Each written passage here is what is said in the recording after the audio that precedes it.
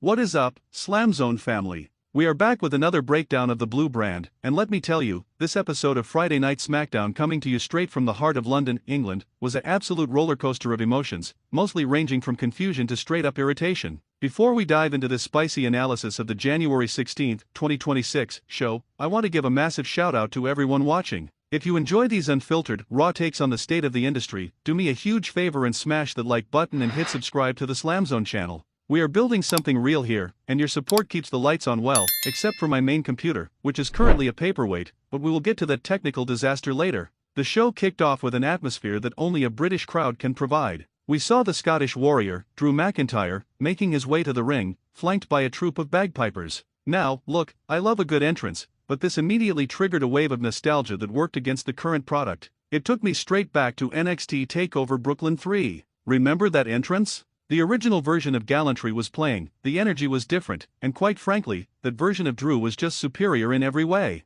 The current theme just doesn't hit the same notes, and while the bagpipes in London were a nice localized touch, it felt like a hollow echo of what we used to have. Drew gets on the mic and starts leaning into his "I prayed for this and it happened" persona. It's his signature line now, right? He's basically telling the world that his success is divinely mandated, but then he gets all defensive when people want to associate with him. He basically told the locker room and the fans to stay far away from his success, and while he didn't use the exact words, "get the hell off," the sentiment was loud and clear. He spent half his time complaining about the crowd because it's the hill, and then, out of nowhere, the legend killer himself, Randy Orton, decides to grace us with his presence. Randy didn't come out to play games or offer congratulations. He looked Drew dead in the eye and demanded the title. And then we hear them, the three most brutal letters in sports entertainment. Before things could get too heated, Jacob Fatu and Drew McIntyre have this weird standoff where Drew is trying to act like the big man, telling Fatu to back off. But as soon as the fists started flying, Drew did exactly what I hate seeing from a guy his size. He turned tail and ran like a skinny little guy who's terrified of his own shadow. Seeing Drew run for his life from the scruffy Voltico Kakakto was a sight to behold, and not in a good way.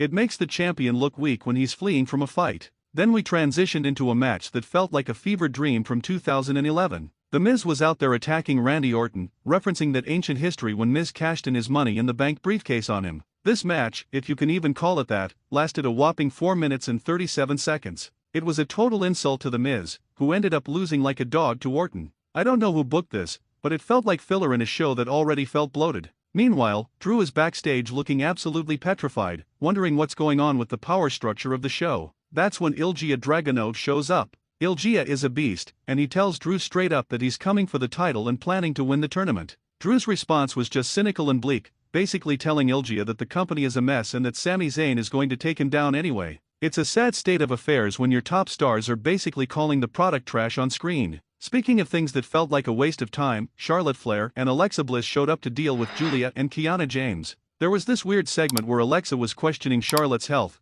but apparently, it wasn't the flu, it was a case of the runs. Yes, we are doing diarrhea jokes in 2026. Fantastic. They get into a tag match that dragged on for 8 minutes and 27 seconds. Now, I have to be honest here, Julia and Kiana James are the real talent in this division for me. I love the aggressive, savage style they bring. There was this one spot where Julia literally stuck her fingers up Alexa's nose and pulled her back. It was nasty, it was visceral, and it's exactly the kind of mean streak I want to see. But of course, the baby factor wasn't enough, and the established stars, Charlotte and Alexa, took the win. I like Alexa and Charlotte, don't get me wrong, but I'm tired of them winning at the expense of the new guard.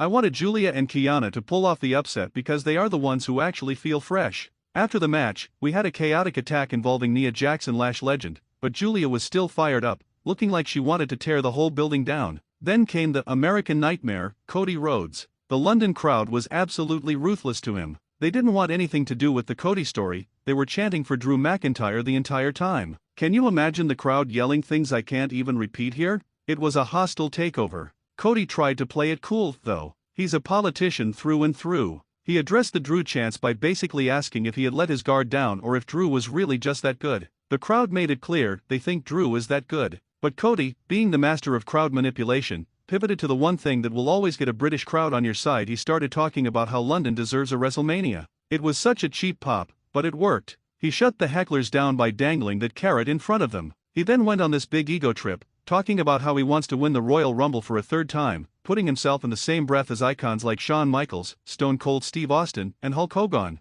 It's a bold claim, especially when the crowd was half booing him 5 minutes earlier. He also sent a message to Voltiako Katic, saying that in this business, there is something called a receipt, and he's planning to cash the biggest one yet. Next, we had a match between Trick Williams and someone the script calls Mac Mayardona. Let's be real, if this guy was still using the Zack Ryder name, he wouldn't be in this position. The Mayardona name is just, well, it's crappy, literally. The match was another short, 8-minute and 50-second affair that didn't even break the 9-minute mark. Mayardona lost like a cheap dirty dog to Trick. It did nothing for anyone involved. But then, the mood shifted because Kid Wilson came out. Since we are in London and he's a hometown boy, the crowd went absolutely ballistic. They were singing along to his theme, and Kid Wilson was just soaking it in. He did this bit about being the cure for male toxicity, and while the promo was only about 2 sentences long, the energy in the building was electric. It's funny how some people call it the best promo ever when he barely said anything, but that's the power of a home field advantage. Of course, the fun was short-lived because he got jumped by Voltiako, which brought Cody Rhodes back out to make the save. They're setting up a match for Saturday night's main event, but the segment felt disjointed,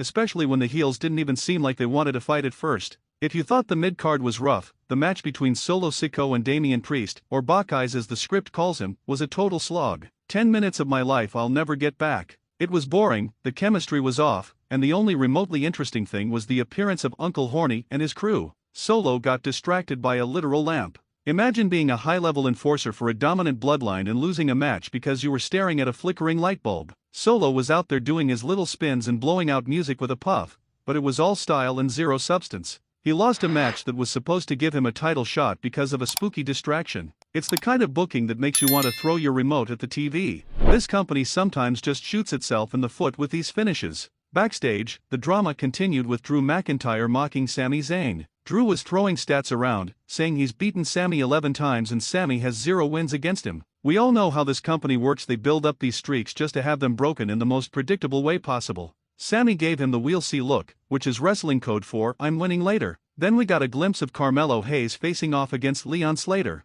I have to say, Leon Slater's entrance was actually a highlight. He's got this cool alien vibe and a theme that actually feels modern. I expected a high-flying masterclass from these two, but it ended up being just okay. They went 11 minutes and 44 seconds, but it felt like they were holding back. For two guys known for taking risks, it felt very safe, almost like a quick spot match that didn't allow them to show their full potential. Carmelo won, which is fine for his push, but the match left a lot to be desired. Then there was this weird subplot with Tama Tonga. He's acting like that guy who's too shy to talk to the girl he likes, so he just goes and picks fights with the other guys who are looking at her. In this metaphor, the girl is the US title. He's messing with people who want the title instead of just going out there and winning it himself. Shinsuke Nakamura showed up, said something in Japanese that left Tama looking confused, and that was that. Meanwhile, we had Axiom trying to get his mask back from Johnny Gargano, who had given it to his wife for safekeeping. This led to a brawl where Nathan Frazer got involved, showing off a bit more personality than usual. They're adding a bit of comedy to Frazer's character, which I actually don't mind.